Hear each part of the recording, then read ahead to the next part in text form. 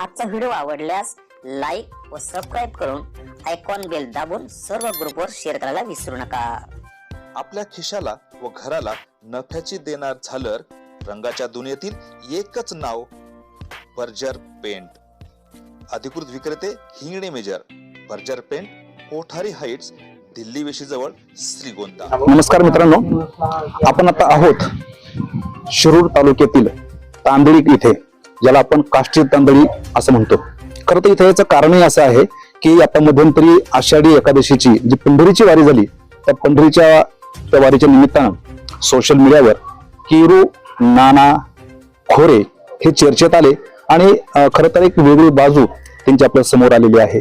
आणि नेमकं ते काय आहे, कसे राहतात, कसे जगतात, थोडस समजून घेण्याचा प्रयत्न याठिकाणी आपण करूयात। नाना, काय सांगाल?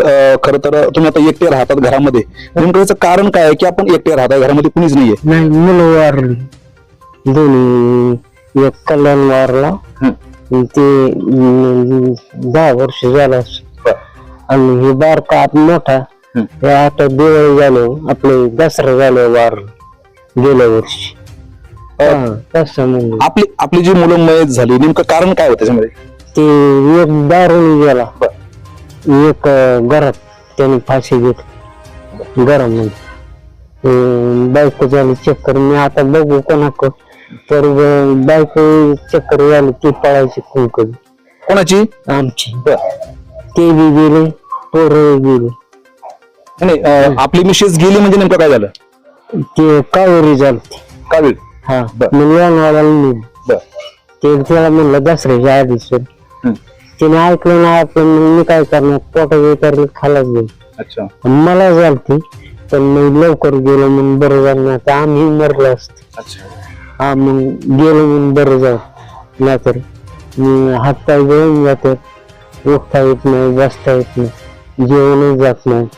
असं कावेरीचे असो, दुसरं दुखणं येऊ काय दुसरं दुखणं? नाही, कावेरीच हा हा, तेच सांगतो तुम्हाला। त्या आमच्या माणसाला झालं, ते ऐकलं नाही, ते तार गळायला गेले। मग आपलं जे आपलं 2 मुलं होती त्यांची लग्न झाली होती? नाही, एक 12वी शाळा शिकलं, ते कोर्स करीत होते, दौंडला कामाला जायचं। ते बरोबर चांगला होता, पण धाकटा होता का मोठा होता तो? धाकटा, कल्याण। आणि ते भाऊ ते दारुडे होता, ते मस्त किराणा दुकान चालवायचं, त्याला काष्टीची लोक गाडीवर नाही यायची, पण त्याला संगत बरोबर नव्हती। आमच्याच गावात सारे दारुडे जमीन घालवली, 20 एकर जमीन होती, जमीन बी गेली। मग आता त्या मुलाची जी मिसेस आहे, आपली सून आहे, आता कुठे असते काय? ते श्रीगोंद्याला, ते नाही आपल्याला ओळख, ते नवरा इथे काय खोली तिथे मरून वारला, तरी मी बघितलं 15 दिवस खाणं पिणं केलं, त्याच चहा पाणी बिस्किट परत पुऱ्या करून द्यायचे त्याला। असं त्यावेळेस ती आपली सून कुठे होती? श्रीगोंद्याला, त्याला बघत नाही। दोघांचं पटत नव्हतं का काय नेमकं? नाही, ते दारू प्यायचं मग ते नाही ओळखली। अच्छा, त्याला म्हणलं करच नका, आमच्या मामाची आपली मेवणीची पोरगी होती, 1 लाख रुपये हुंडा दे। त्यांचं काय नाव आहे? कोणाचं? सुनबाईचं आपल्या? मुक्त आहे। बर, आणि मग तिचं माहेर कुठलंय? विनंदगाव, तुमच्या नात्यामधलीच आहे? नाही, आमची बहिणीची पोरगी बास करू नको, मी त्यांनीच आमची बेकारीची, नाही तर जमीन कशाला गेली, पोरग नाही बरोबर, ट्रक गेली, सगळं गेलं, काय करायचं ट्रकला? आपलं पाईपलाईन केली असते, शेती पिकायला सरला असतं, त्याला नाही जावं लागलं, मला हाणलं मारलं त्या घरात, जुनी घर, रक्त पडतो हाण, आणि म्हणलं जमीन विक, म्हणलं काय नाही पाहिजे।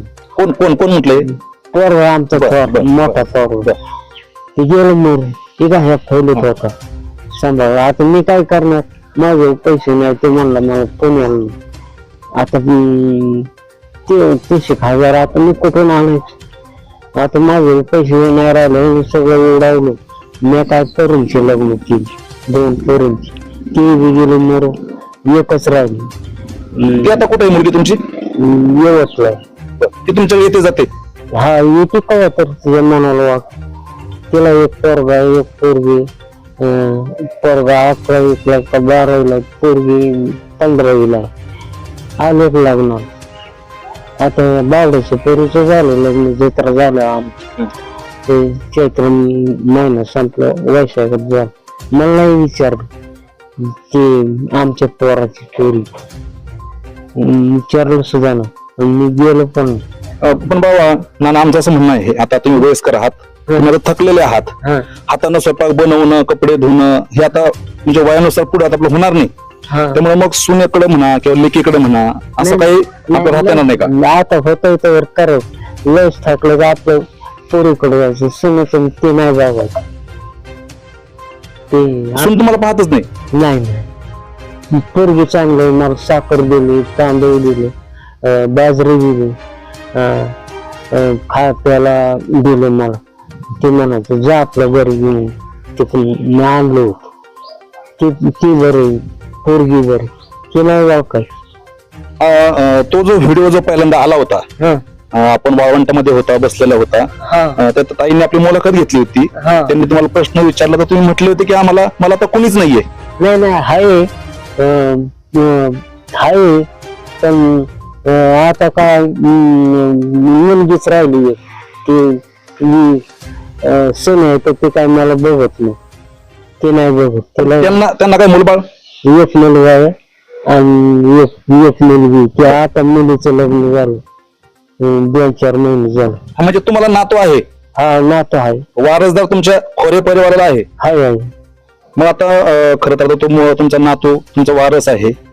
मुलीची तुम्हाला त्यांच्यात जी मुलगी आहे तिला पण मुलबाळ असेल, आहे की. मग आता त्यांच्यासाठी आपण आता जे आपलं क्षेत्र होतं वडिलोपार्जित, ते आता किती आहे आणि किती राहिलं काय? 13 गुंठ. ती कुठे आता?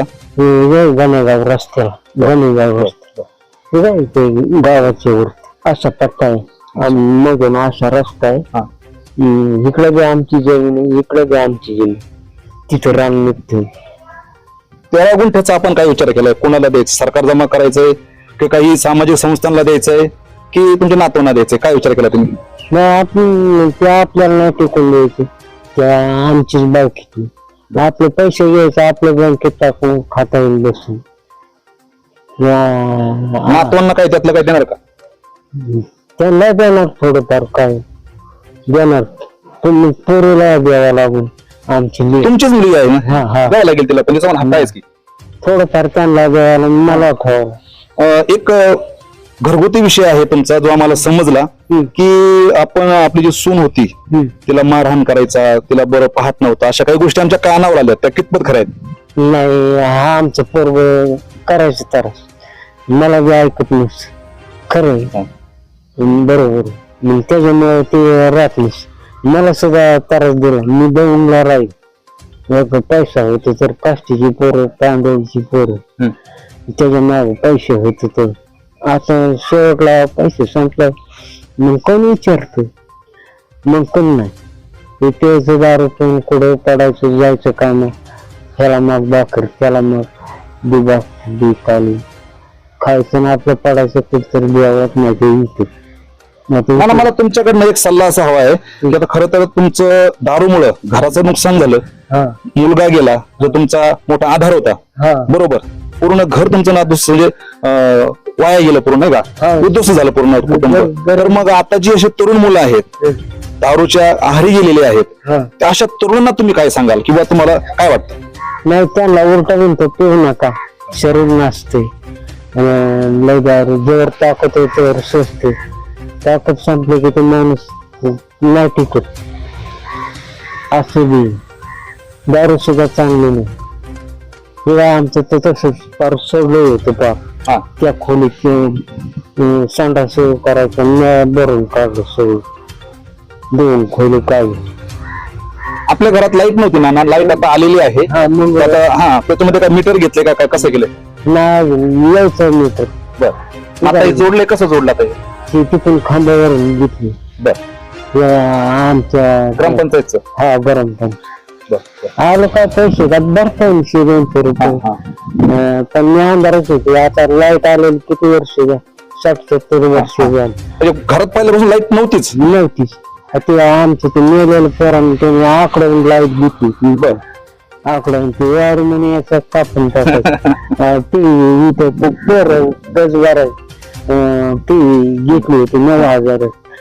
आख बरं आपण हा आख बरं 10-12. मी आपलं कामावून यायचं. जाऊ दे म्हणलं आपल्याच गावातली पोरं कशाला काय आपण जपच जात नाही. जपायची बघायची इथं जपायची. मग सकाळ पाठ जायचे आपल्याच गावात. आता तुमची देवपूजा आता झालेली आहे. आता पुढचं तुमचं काय गणित आहे? आता काय करायचं, कुठं जायचं, काय नाही कुठं नाही. आता जेवण करायचं. आपलं थोडाफार बाजार आणायचं. आपलं काय लागतं ते आणायचं. कष्ट बाजार आहे. हा. तुम्ही कामाला वगैरे जाता का? नाही जात होतो. कापूस याचा जात आपलं सोपं काम आवड कामा नाही. आपल्याला काय नाही स्वयंपाकात आज काय बनवले? नाही आता चपात्या बनवायचं. आणि भाजीला बाजूला आता ते केळाचं आहे ते का आपलं ते शिकरण करायचं. हा शिकरण नाही तर मग कांद्याची चटणी. हा बाजार पण आणायचं अजून. ना काहींचं असं म्हणणं आहे जे तुमच्या बरोबरीचे आहेत, ज्यांचा तुमचा संपर्क आहे, संबंध आहे, अशा काही लोकांचं म्हणणं आहे की तुम्ही जर थोडस सुनेला जर विनंती केली, सांगितलं, कारण तुमची सख्खी भाची आहे ती, बरोबर ना, सख्खी भाची आहे आणि तिची पण इच्छा आहे की मी नानाला सांभाळीन, काही बघेल, तर मग जर तुम्ही त्यांना अनुमती दिली की ये कधीतरी ये, मला करून घाल, तू थांब, किंवा मी तिकडे येतो नातवांकडे थोडस, तर तुम्हाला थोडासा आधार किंवा आनंद मिळणार नाही का? नाही आपलं पोरीकडेच बरं, आमची आशीकडेच बरं. ते पोरगी हा येत ते बरं, ते जण आपलं नाही जमत. इथं जवळ तिथं खारे पाव आमचंच पैसे सगळं, मी इथं बसायचं. मला खास सुद्धा नाही म्हणली, बारका पोरगा होता कल्याण, त्याला बी नाही. शेवट दौंडाने पण तुमची भाचीची ना ती, हा बसायचे. मग असं कसं वाटते? नाही ते आपल्याला नाही होत. पण लग्न तर तुम्ही जमवलं असेल ना? नाही मी नाही जमव. मग आमच्या गावातल्या पोरांनी आणि पोराच्या मनाने जमव, मोठ्या मुलाच्या मनानं. हा मी नको म्हणलं. आमच्या इकडं येवतला पाहुणे आमच्या मेवणीची पोरगी होती, 1 लाख रुपये हुंडा देत होत ते आमचा मेव. मी ह्यांना किती हुंडा दिला? ह्यांनी कशाचं काय दिलं, आमच्या जवळ पैसे जमीन विकले गेलाच होतं त्यांनी केला. मी आम्हाला पटत नव्हतं, आमच्या मेवणीची करायची. आता तुमची जी बहीण आहे ती तुमच्याशी बोलते का? काय नाही बोलत? नाही बोल. का बरं? ती म्हणले काहीच नाही खायचं, फार वाटलं करू बघा. सख्खी बहीण? सख्खी बहीण इथेच म्हणली, फार म्हणली. मग त्यांनीच असं केलं. मग आपण खायला माग झालं फार. बरं, आता तुम्हाला इथं तहसीलदार आले, आमदार आले, त्यांनी काय काय दिलं आणि तुम्हाला काय त्यांच्याकडनं अपेक्षा आहे, शासकीय योजना वगैरे काय? नाही पैसे दिले, खायला दिले. म्हणले काय अडचण आहे तुझी, सगळ्या अडचण आम्ही आमदार आले शिरूर, ते म्हणलं सांगा अडचण काय आहे तुमची. आणि श्रावणबाळ योजनेचे काही तुम्हाला पेन्शन वगैरे मिळते काही? श्रावण बाळाची ना मग 200 मिळते. किती मिळते ती? 1500. महिन्याला मिळते का मध्ये काही या पडतो? पडतो कधी मिळतो. खर तर आता आपण नानांची बाजू समजून घेतलेली आहे. नानांच्या आयुष्यामध्ये दुःखाचा डोंगर हा तर पहिल्यापासून राहिलेलाच आहे असं दिसत आहे. आणि त्यांचे जे नातेवाईक आहेत, खर तर आता सोशल मीडियावर सध्या खूप नानांचं नाव गाजत आहे, किरू खोरे चौकडत दिसत आहे. त्या अनुषंगाने आता कुठेतरी शासकीय योजना ज्या आहेत त्या किती टक्के कितपत त्यांच्यापर्यंत पोहोचतील हे सांगणं अवघड आहे, कारण त्या गोष्टी एखादं धुसर आहेत, परंतु नातलग आहेत, पाहुणे आहेत, रक्ताचे नातलग आहेत. त्यांनी खरं तर आता या उतावळ्यामध्ये त्यांना लक्ष देण्याची गरज वाटते आणि नक्कीच ते लक्ष देतील, कारण नाना आता उतार वयामध्ये आहेत. नाना तुमचं वय किती आता? 60च्या पुढे झालं. नाना म्हणताय 60, परंतु 60च्या पुढे त्यांच्या 70-75च्या आसपास त्यांचं वय असलं पाहिजे, कारण थकलेले आहेत. तर नक्की त्याच्यामध्ये सर्व नातलग असतील हे आपलं लक्ष घालतील आणि प्रशासन सुद्धा गांभीर्यानं काही गोष्टी घेतील आणि त्यांना ज्या लागणाऱ्या घर असेल, पिण्याचं पाण्याची व्यवस्था असेल, आता लाईट दिलेली आहे, मीटर बसणार असं तर म्हणतायत, तर अशा छोट्या मोठ्या गोष्टी ज्या आहेत त्यांना देतील हीच अपेक्षा. श्रीरंग साळवे सह दत्ता जगताप, तक्ष टाइम्स 24 श्रीगोंदा, अहिल्यानगर.